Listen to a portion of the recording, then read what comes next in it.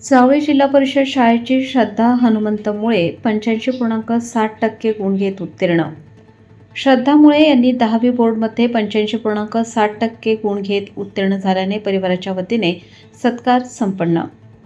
औसा तालुक्यातील जावळी येथील शेतकऱ्याची मुलगी श्रद्धा हनुमंत मुळे या विद्यार्थिनीने जावळी येथील जिल्हा परिषद प्रशालेत 10वी बोर्ड परीक्षा दिली होती.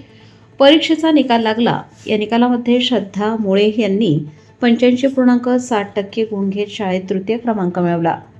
लहानपणापासूनच श्रद्धाला अभ्यासाची खूप आवड आहे. श्रद्धाचे वडील शेतकरी असल्याने कुठलीही शिकवणी नसताना व घरी शैक्षणिक वारसा नसताना श्रद्धाने आपल्या अभ्यासाच्या जोरावर व हिमतीने अहोरात्र अभ्यास करून आपल्या आईवडिलांचे स्वप्न पूर्ण करत शाळेत 3रा क्रमांक पटकावला.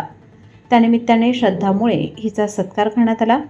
यावेळी महिलांनी श्रद्धाला औक्षण करत पेढे भरवत 10वी उत्तीर्ण झाल्याबद्दल कौतुक केले व पुढील वाटचालीसाठी शुभेच्छा दिल्या. यावेळी श्रद्धा मुळे यांनी प्रसारमाध्यमांशी बोलताना सांगितले की यापुढेही माझ्या शेतकरी आईवडिलांचे स्वप्न पूर्ण करण्यासाठी मी खूप मेहनत घेऊन अभ्यास करून शासकीय सेवेत सामील होण्याचे माझे स्वप्न असल्याचे बोलून दाखवले.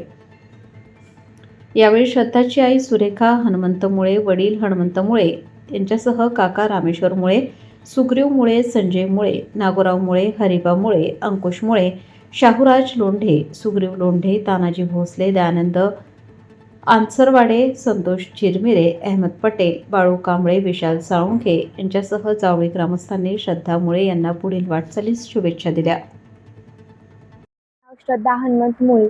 मी 2026 या बॅचमध्ये इयत्ता 10वी वर्गात शिकत होते. मी जी.प. प्रशाला मुलांची जावळी औसा या खेडेगावात शिकत होते. पाहायला गेले तर आमचे घर खूप छोटे आहे. आमच्या घरी सर्व शेतकरीच आहेत. माझा तृतीय क्रमांक आला आहे. मला 85.60% पडले आहे. मला इतके मार्क पडण्याच्या मागे माझ्या आईवडिलांचाच हात आहे. मी त्यांच्या कष्टाकडे बघून मला इतके मार्क पडले आहे. मला अभिमान आहे की माझे पप्पा शेतकरी आहेत. त्यांनी मला खूप प्रोत्साहन केला, पण त्यांना मला क्लासेस द्यायला आले नाहीत, वेळोवेळी अभ्यास घ्यायला आला नाही. त्याचे मला दुःख आहे, पण याचा गर्व वाटतो की पप्पा माझे शेतकरी आहेत आणि मला माझ्या मनासारखे मार्क पडले. मला 85.60% पडले. मला जास्ती घ्यायचे नव्हते आणि जास्त कमी पण घ्यायचे नव्हते. माझ्या पप्पाचे स्वप्न होते, मला तितके मार्क पडले.